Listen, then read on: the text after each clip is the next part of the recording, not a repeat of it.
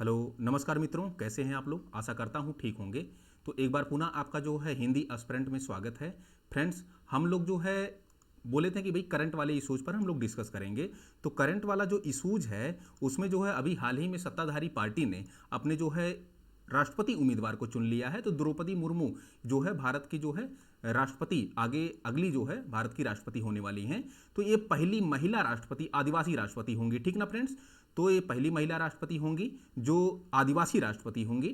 तो भारत की हालांकि पहली महिला राष्ट्रपति जो है प्रतिभा देवी सिंह पाटिल हैं, लेकिन ये आदिवासी राष्ट्रपति फ्रेंड्स जो है ये होंगी, ठीक ना। तो द्रौपदी मुर्मू ये आदिवासी राष्ट्रपति होंगी जो संथाल जनजाति से रिलेट करती हैं, ठीक ना फ्रेंड्स। आते हैं भाई, अगर हम द्रौपदी मुर्मू के बारे में देखें तो भारत की ये पहली महिला आदिवासी राष्ट्रपति होंगी। तो द्रौपदी मुर्मू का जो राजनीतिक सफर है वो क्या रहा है, थोड़ा सा इसको हम जान लेंगे, फिर इनके बारे में थोड़ा सा जान लेंगे। और इसके अलावा जो है देश की पहली महिला राष्ट्रपति कौन है, वो प्रतिभा देवी सिंह पाटिल हैं, ठीक ना फ्रेंड्स। तो राजनीतिक सफर की अगर हम बात करें तो राजनीतिक सफर 1997 में दोस्तों शुरू होता है इनका एक पार्षद के तौर पर। तो राजनीतिक सफर की जो शुरुआत होती है एक पार्षद के तौर पर इनकी जो है शुरुआत होती है 1997 में, ठीक ना फ्रेंड्स। फिर वर्ष 2002 से लेकर 2004 के बीच ये उड़ीसा की दोस्तों भाजपा की सरकार की मंत्री भी रही हैं। और वर्ष 2017 में वर्ष 2007 में ये उड़ीसा में सर्वश्रेष्ठ विधायक का अवार्ड भी इन्होंने जीता है, ठीक ना फ्रेंड्स। तो पहला कि 1997 से ये पार्षद के तौर पर अपने राजनीतिक सफर की शुरुआत करती हैं, और दूसरा 2002 से 2004 के मध्य जो है उड़ीसा में भाजपा सरकार की मंत्री रहती हैं। और तीसरा पॉइंट यह है कि 2007 में उड़ीसा सरकार की जो है उड़ीसा में सर्वश्रेष्ठ विधायक का इनको अवार्ड दिया जाता है दोस्तों। वर्ष 2015 में झारखंड की पहली महिला राज्यपाल जो है ये जो है होती हैं, ठीक ना फ्रेंड्स। तो इनकी राजनीतिक सफर की जो है को हमने डिस्कस किया कि राजनीतिक सफर इनका क्या रहा। अब इनके बारे में अगर जानें तो इनका जो जन्म है द्रौपदी मुर्मू का वो 20 जून 1958 को हुआ। कहां पे, उड़ीसा के जो है मयूरभंज डिस्ट्रिक्ट में, ठीक ना फ्रेंड्स। मयूरभंज डिस्ट्रिक्ट में 20 जून 1958 को जो है इनका जन्म हुआ उड़ीसा में। जनजाति इनकी कौन सी थी, तो ये जब पहली महिला जो है राष्ट्रपति हैं तो इनकी जनजाति क्या होगी, संथाल जनजाति के दोस्तों, ठीक ना। ये संथाल जनजाति, संथाल एक विद्रोह भी हुआ था ना, तो उसको आपको जो है ध्यान में रखना है कि संथाली जनजाति की महिलाएं हैं। प्रथम भारत की पहली महिला राष्ट्रपति आदिवासी। और इसके अलावा अगर मैं ये कहूं कि जो है वर्तमान में तो बीजेपी की जो सत्ताधारी पार्टी है उन्हीं की महिला और राष्ट्रपति उम्मीदवार हैं, तो जायज है कि वो बहुमत की सरकार है। तो बहुमत की सरकार की वाली जो है उम्मीदवार या राष्ट्रपति जो है उम्मीदवार ही जो है अधिकांशतः भारत के राष्ट्रपति जो है चुने जाते हैं, ठीक ना फ्रेंड्स। तो अगर मैं देखूं कि भारत की पहली महिला राष्ट्रपति कौन सी थी, तो भारत की पहली महिला राष्ट्रपति प्रतिभा देवी सिंह पाटिल। अगर ये भारत की दूसरी महिला राष्ट्रपति होंगी, लेकिन आदिवासी तौर पर ये भारत की पहली महिला राष्ट्रपति होंगी, ठीक ना फ्रेंड्स। तो ये हमने राष्ट्रपति जो है जो आगे हमारी जो है राष्ट्रपति होने वाली हैं द्रौपदी मुर्मू, उनके बारे में जाना। तो मैं बताया था कि भाई जो भी स्टैटिक पॉइंट होगा उसका, जो भी डायनेमिक पॉइंट होगा उसका अपना स्टैटिक पॉइंट क्या हो सकता है प्रेसिडेंट का, उसको हम लोग डिस्कस करेंगे। तो प्रेसिडेंट के बारे में थोड़ा सा जान लेते हैं। तो प्रेसिडेंट की चर्चा जो है अनुच्छेद 52 में की गई है कि भारत का अपना एक राष्ट्रपति होगा। फिर अनुच्छेद 53 में कहा गया है कि जो कार्यपालिका की जो शक्ति होगी वो राष्ट्रपति में निहित होगी दोस्तों। राष्ट्रपति में जो है पूरी कार्यपालिका की जो है पावर और पूरी शक्ति निहित होती है। अगर फिर हम उसके बाद जो है राष्ट्रपति की योग्यता को देखें, एबिलिटी को देखें, तो ये जो है पहला बात तो ये भारत का नागरिक होना चाहिए। इसका जो है सिटीजनशिप जो होगा वो इंडियन होना चाहिए। लेकिन जो है अगर अमेरिका में देखा जाए तो अमेरिका में जो है पैदाशी मतलब कि वहां पर जो है जन्मजात नागरिकता अमेरिका की होनी चाहिए, लेकिन भारत में केवल भारतीय नागरिक होना चाहिए। ये जरूरी नहीं कि जो है जन्मजात कोई नागरिक हो भारत में। इसके अलावा दूसरी योग्यता है 35 वर्ष की आयु पूरी कर चुका हो। तीसरी योग्यता जो है वो राष्ट्रपति की होनी चाहिए कि भाई जो है लोकसभा का सदस्य निर्वाचित होने की योग्यता रखता हो। तो ये तीन योग्यताएं अनुच्छेद 58 में आपको जो है राष्ट्रपति में दी गई हैं उसकी राष्ट्रपति की योग्यता के रूप में। इसके अलावा दोस्तों 50 प्रस्तावक होता है, 50 अनुमोदक होता है। इसके अलावा जो राष्ट्रपति उम्मीदवार बनता है उसको 15,000 रुपया आरबीआई के पास जमानत राशि के रूप में जमा करना होता है, ठीक ना फ्रेंड्स।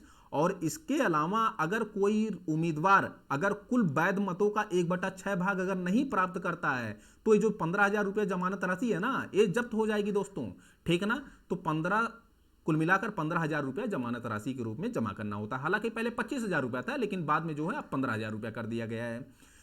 ये आर्टिकल 59 क्या है? तो आर्टिकल 59 कहता है कि राष्ट्रपति जो है वो संसद अथवा राज्य विधान मंडल के किसी भी सदन का सदस्य नहीं हो सकता। यदि मान लीजिए कि वह जो है निर्वाचन से पूर्व जो है किसी का सदस्य है तो पद ग्रहण करने की तारीख से उसका पद जो है रिक्त समझा जाएगा दोस्तों। तो ये राष्ट्रपति के जो है स्टैटिक पॉइंट के बारे में हमने थोड़ा सा ले लिया, ठीक है ना। अच्छा, राष्ट्रपति के अगर हम निर्वाचन को देखें तो निर्वाचन कैसे होगा? तो राष्ट्रपति के निर्वाचन को हम लोग दो पार्टों में देखेंगे। पहला जो है राष्ट्रपति का निर्वाचन मंडल और दूसरा निर्वाचन प्रक्रिया, ठीक ना फ्रेंड्स। जो निर्वाचन मंडल है वो अनुच्छेद जो है 54 में है और जो निर्वाचन प्रक्रिया है अनुच्छेद 55 में 55 में है। निर्वाचन मंडल का अर्थ क्या होता है कि निर्वाचन मंडल में राष्ट्रपति के मतलब निर्वाचन में कौन कौन लोग पार्टिसिपेट कर रहे हैं, ये निर्वाचन मंडल है। तो संसद मतलब कि लोकसभा और राज्यसभा के जो निर्वाचित सदस्य होंगे, मनोनीत सदस्य नहीं दोस्तों, निर्वाचित सदस्य ये पार्टिसिपेट करेंगे। इसके अलावा राज्य विधानसभाओं के जो निर्वाचित सदस्य होते हैं ये पार्टिसिपेट करेंगे, ठीक है ना। और इसके अलावा 17वां संविधान संशोधन 1992 किया गया और 17वां संविधान संशोधन 1992 के माध्यम से राष्ट्रीय राजधानी क्षेत्र जो दिल्ली है और पांडिचेरी पुदुचेरी एक केंद्र शासित प्रदेश की जो विधानसभाओं के निर्वाचित सदस्य हैं ये जो है पार्टिसिपेट करेंगे, ठीक ना फ्रेंड्स। तो निर्वाचन मंडल में क्या क्या होगा? पहला कि जो है संसद के मतलब कि लोकसभा के निर्वाचित सदस्य और राज्यसभा के निर्वाचित सदस्य पार्टिसिपेट करते हैं। इसके अलावा दोस्तों राज्य विधानसभाओं के जो है निर्वाचित सदस्य पार्टिसिपेट करते हैं। इसके अलावा 17वां संविधान संशोधन 1992 के माध्यम से 2 यूटी को जोड़ा गया, केंद्र शासित प्रदेश दिल्ली और पांडिचेरी को जो है पांडिचेरी के विधानसभाओं के निर्वाचित सदस्यों को जोड़ा गया। तो ये निर्वाचन मंडल में पार्टिसिपेट करेंगे, ठीक ना फ्रेंड्स। इसके अलावा जो राष्ट्रपति की निर्वाचन प्रक्रिया होगी वो कैसी होगी? पहली बात तो जो है जनता नहीं चुन रही है। जहां पर जनता किसी को चुनती है ऐसे निर्वाचन जो है प्रत्यक्ष निर्वाचन कहलाते हैं, लेकिन जहां जनता पार्टिसिपेट नहीं करती है, जनता नहीं चुनती है, ऐसे निर्वाचन जो है अप्रत्यक्ष निर्वाचन प्रणाली के अंतर्गत आते हैं दोस्तों। फिर जो है अनुपातिक प्रतिनिधि पद्धति के माध्यम से या प्रतिनिधि पद्धति के अनुसार एकल संक्रमणीय मत पद्धति के आधार पर जो है इनका निर्वाचन किया जाएगा दोस्तों। मतलब कि जो है चुनावी वरीयता दी जाती है कि फर्स्ट नंबर पे हमारी प्रायोरिटी क्या होगी, सेकंड नंबर पे, थर्ड नंबर पे, इसी को जो है एकल संक्रमणीय मत पद्धति या एकल संक्रमणीय मत प्रणाली कहा जाता है। गुप्त मतदान प्रणाली मतलब कि खुले में नहीं होगा, इनका जो मतदान होता है वो गुप्त मतदान होगा, ठीक ना फ्रेंड्स। तो ये जो निर्वाचन प्रक्रिया है वो आर्टिकल 55 और जो निर्वाचन मंडल है वो आर्टिकल 54 में किया गया है, ठीक ना फ्रेंड्स। तो नोट में क्या किया गया है कि नोट में मतलब कि मनोनीत सदस्यों को शामिल नहीं किया जाता है, केवल का केवल इसमें जो है आपका निर्वाचित सदस्य पार्टिसिपेट होते हैं। मनोनीत सदस्य ना शामिल किए जाने का सबसे बड़ा कारण है कि कहीं न कहीं जब इन पर महाभियोग अनुच्छेद 61 याद आपको होगा कि महाभियोग की प्रक्रिया जब चलाई जाती है तो अगर इनको मनोनीत सदस्यों को जो है राष्ट्रपति के निर्वाचन में अगर ये पार्टिसिपेट करेंगे तो ये नेचुरल जस्टिस के खिलाफ होगा, ठीक है ना। कहीं कहीं महाभियोग की प्रक्रिया में ये लोग जो है अपारदर्शिता कर सकते हैं, इसलिए इनको जो है शामिल नहीं किया जाता, ठीक ना फ्रेंड्स। आते हैं भाई नेक्स्ट स्लाइड पे। तो राष्ट्रपति को हमने कहा कि स्टैटिक पॉइंट देखना है तो थोड़ा सा रिवीजन कर लेते हैं। राष्ट्रपति की पदावधि क्या होती है, राष्ट्रपति की रिक्तता, राष्ट्रपति का जो शपथ, राष्ट्रपति का वेतन भत्ता, राष्ट्रपति पर महाभियोग प्रक्रिया, ठीक ना फ्रेंड्स। तो राष्ट्रपति का जो पदावधि होती है ये पद ग्रहण करने की तारीख से 5 वर्ष की होती है। हालांकि जब तक इसका जो है उत्तराधिकारी पद ग्रहण नहीं कर लेता राष्ट्रपति का तब तक ये अपने पद पर दोस्तों बना रहता है, ठीक ना। रिक्तता क्या होगी, मतलब कि पद रिक्त कब होगा, एक तो डेथ हो जाएगी तब रिक्त हो सकता है, त्यागपत्र अपना जो है ये उपराष्ट्रपति को दे दे तब रिक्त हो सकता है, या फिर महाभियोग की प्रक्रिया पास हो जाए तब रिक्त हो सकता है दोस्तों। शपथ जो है आर्टिकल 60 में है और जो है रिक्तता आपकी 62 में है, ठीक ना फ्रेंड्स। पदावधि आपकी कितनी थी, आर्टिकल 56 में थी। तो जो शपथ का प्रावधान है अनुच्छेद 60 में है, यह जो है सुप्रीम कोर्ट के मुख्य न्यायाधीश के समक्ष जो है शपथ लेता है। अगर मान लीजिए ये अनुपस्थित है सुप्रीम कोर्ट का मुख्य न्यायाधीश, जो वरिष्ठ न्यायाधीश होगा उसी के समक्ष शपथ लेगा। किसकी शपथ लेगा दोस्तों, संविधान एवं विधि की शपथ लेता है। कैसे, इनकी जो है परिरक्षण की, संरक्षण की और प्रतिरक्षण की शपथ लेता है दोस्तों, ठीक ना। इसके अलावा इसका अगर वेतन और भत्ता देखें तो वेतन और भत्ते का जो प्रावधान है दोस्तों इतने समय वर्तमान में जो है वह जो है राष्ट्रपति के जो है वेतन भत्ता अधिनियम 2018 के अनुसार यह जो है 5 लाख रुपया कर दिया गया है। और मैंने बताया कि इम्पीचमेंट जो महाभियोग है वो जो है वो आर्टिकल 61 में दिया गया है। हालांकि जो है महाभियोग लगाए जाने की जो कारण है, महाभियोग लगाए जाने का जो कारण है वो आर्टिकल 56 में है, आर्टिकल 56 में। और लगाए जाने का क्या कारण हो सकता है कि संविधान का अगर राष्ट्रपति अतिक्रमण करता है, वायलेट करता है संविधान का, तो ही जो है राष्ट्रपति पर इम्पीचमेंट लाया जा सकता है, ठीक ना फ्रेंड्स।